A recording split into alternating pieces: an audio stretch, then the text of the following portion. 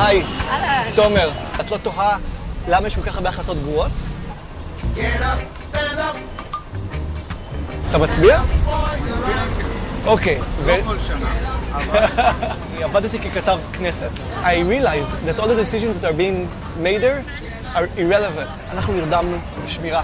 אני הקמתי ארגון שנקרא מהם של שקיפות, ואנחנו רוצים להגביר את השקיפות של הח"כים מתוך הבנה שאם אנחנו נבין בדיוק עם מי נפגשים, איך ההחלטות משפיעות עליהם, מה לעזאזל קורה באמת בכנסת, או יותר נכון, מחוץ לכנסת?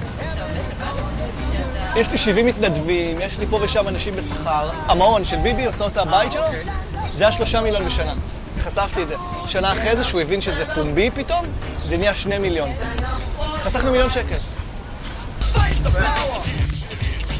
העובדות הן שבזמן שאנחנו מתעסקים בכל סטטוס והסתה, הם גונבים אותנו. אנחנו נראים יותר מאי פעם, יש היום תקשורת בועטת, יש ציבור ערני. הדברים הכי טובים שקרו פה ב5 שנים האחרונות, קרו רק בגלל שח"כים פחדו מאיתנו.